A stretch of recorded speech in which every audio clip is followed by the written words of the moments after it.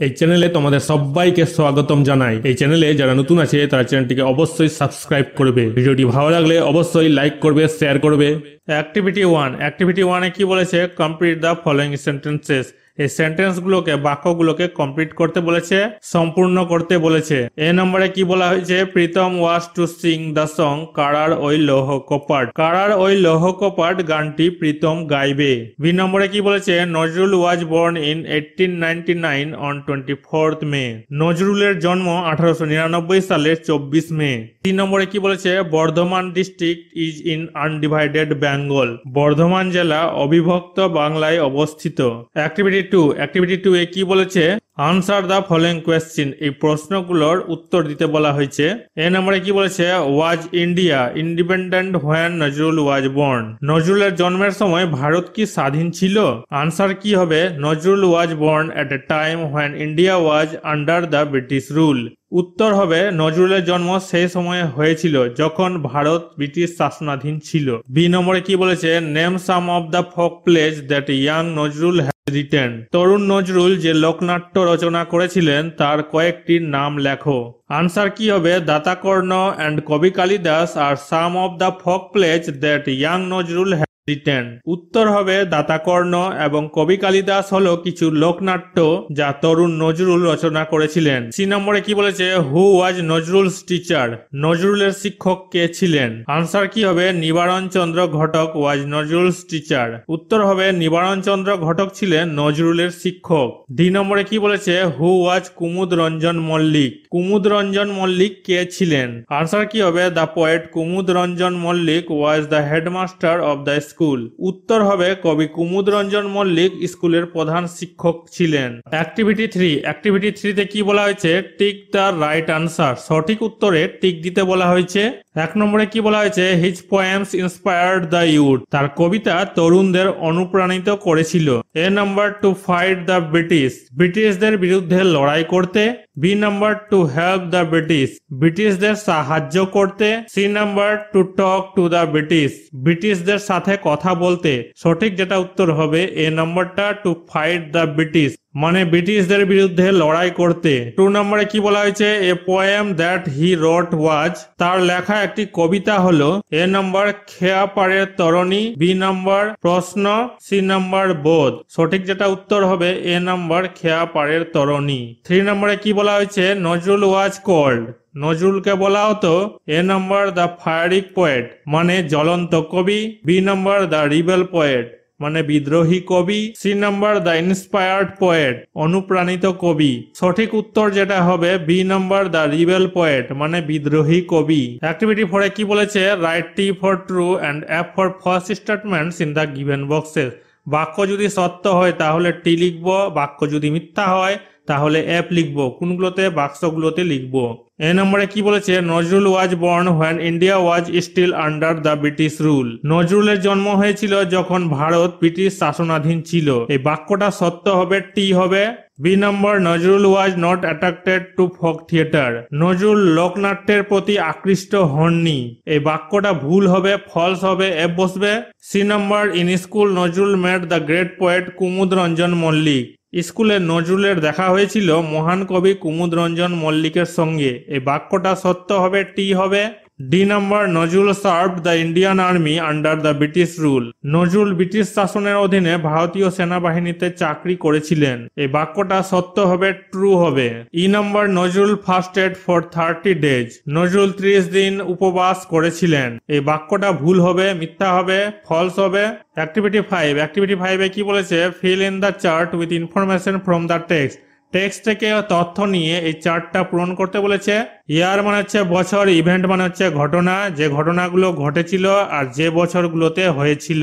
1910 Nazrul met the revolutionary নিবারণ চন্দ্র ঘটক। 1910 নজরুল বিপ্লবী নিবারণ চন্দ্র ঘটকের সাথে দেখা করেন। 1920 দ্য রেজিমেন্ট ওয়াজ ডিসব্যান্ডেড। 1920 সালে রেজিমেন্ট ভেঙে দেওয়া হয়েছিল।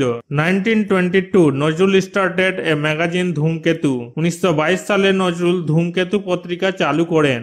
1923 Nazrul was released from jail.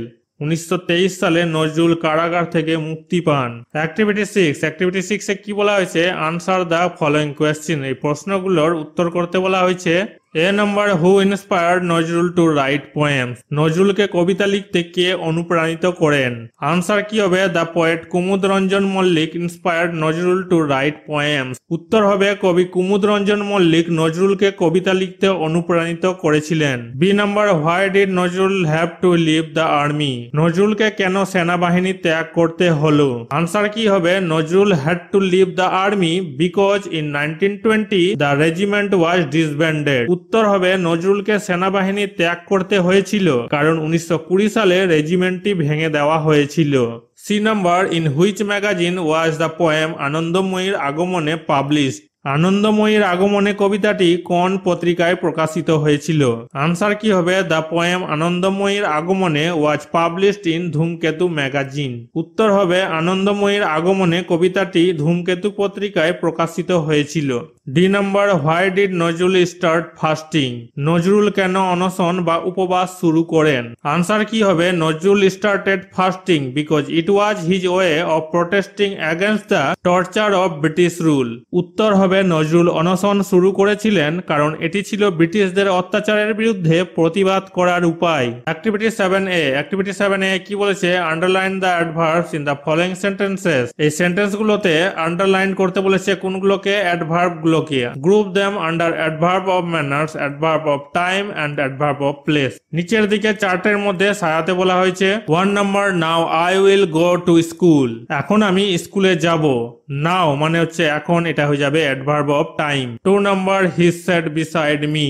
তিনি আমার পাশে বসলেন। বিসাইড মানে হচ্ছে পাশে, এটা হয়ে যাবে adverb of place. 3 number, he will watch A play tomorrow. তিনি আগামীকাল একটি নাটক দেখবেন। টুমরো মানে হচ্ছে আগামীকাল, এটা হয়ে যাবে adverb of time. 4 number, she eagerly waited for the result. সে অধীর আগ্রহে ফলাফলের জন্য অপেক্ষা করেছিল। ইগারলি মানে অধীর আগ্রহে, এটা হয়ে যাবে adverb of manner. 5 number, the train moved slowly out of the station. ট্রেনটি ধীরে ধীরে স্টেশনের বাইরে চলে গেল। স্লোলি মানে হচ্ছে ধীরে ধীরে, এটা হয়ে যাবে adverb of time. 6 number, we want the match yesterday. আমরা গতকাল ম্যাচ জিতেছি। ইয়েস্টারডে মানে হচ্ছে গতকাল, এটা হয়ে যাবে adverb of time. 7 number, come here. এখানে আসুন। হিয়ার মানে হচ্ছে এখানে, এটা হয়ে যাবে অ্যাডভার্ব অফ প্লেস, জায়গা বুঝাচ্ছে। 8 নম্বর, আই শ্যাল গ্লেডলি ডু ইট। আমি আনন্দের সাথে এটি করব। গ্লেডলি মানে আনন্দের সাথে, এটা হয়ে যাবে অ্যাডভার্ব অফ ম্যানার, আচরণ বুঝাচ্ছে। অ্যাক্টিভিটি 7B এ লিখে দেওয়া হয়েছে, দেখে নাও। অ্যাক্টিভিটি 8, অ্যাক্টিভিটি 8 এ কি বলেছে? Let's learn how to paint pot. এখন আমরা শিখবো কিভাবে পটস গুলোকে রং করে। এখানে হিন্টস গুলো দেওয়া হয়েছে, দেখে নাও। Now add linkers to show the process of painting pots. You may use the following linkers. পটগুলোকে কিভাবে রং করছে তার প্রসেস গুলোকে দেখাতে বলা হয়েছে লিঙ্কার্স এর সাহায্যে। এই লিঙ্কার্স গুলোকে কি করতে বলা হয়েছে? ব্যবহার করতে বলা হয়েছে। A pot is painted by the following steps. একটি পাত্র নিম্নলিখিত ধাপ দ্বারা রং করা হয়। At first a pot is bought from the nearby market. প্রথমে পাশের বাজার থেকে একটি হাঁড়ি কেনা হয়। Then it is washed with water. তারপর জল দিয়ে ধুয়ে ফেলা হয়। Next it is dried in the sun. এরপর রোদে শুকানো হয়। Thereafter it is painted. তারপর রং করা হয়। At last polish is applied to make the surface shiny. সবশেষে পাত্রের উপরের অংশটাকে চকচকে করার জন্য পলিশ প্রয়োগ করা হয়। অ্যাক্টিভিটি 9, অ্যাক্টিভিটি 9 এ কি বলা হয়েছে? Right 8 sentences about the childhood of Rabindranath Tagore. Rabindranath ঠাকুরের শৈশব নিয়ে 8টা বাক্য লিখতে বলা হয়েছে। Here are some points. এখানে পয়েন্টস গুলো দেওয়া হয়েছে, এগুলো ব্যবহার করতে বলা হয়েছে। নিচে লেখা হয়েছে Rabindranath Tagore is one of the greatest poets of the world. Rabindranath Thakur ছিলেন পৃথিবীর শ্রেষ্ঠ কবিদের একজন। He was born on 8 May 1861 at Jorasanko in Kolkata. তিনি 1861 সালের 8 মে কলকাতার জোড়াসাঁকোতে জন্মগ্রহণ করেন। His father's name was Debendranath Tagore. তার পিতার নাম ছিল Debendranath Thakur. He did not enjoy formal schooling, so he was taught at home. তিনি নিয়ম নিয়মনিষ্ঠ স্কুলে পড়াশোনা উপভোগ করতে পারেননি, তাই তাকে বাড়িতেই পড়ানো হয়েছিল। His mathematics teacher was Aghor babu. তার গণিতের শিক্ষক ছিলেন Aghor babu. In his childhood he use to play in the veranda a role playing as a teacher. শৈশবে তিনি বারান্দায় শিক্ষকের ভূমিকায় অভিনয় করতেন। Then he taught the railing bar as if they were student. তারপর তিনি রেলিং বারগুলোকে পড়িয়েছিলেন যেন তারা ছাত্র। He wrote many poems, short stories, dramas, novels and essays. তিনি অনেক কবিতা, ছোট গল্প, নাটক, উপন্যাস ও প্রবন্ধ লিখেছেন। হি ওয়াজ ডায়েড অন আগস্ট 7, 1941। তিনি 1941 সালের 7 আগস্ট মারা যান।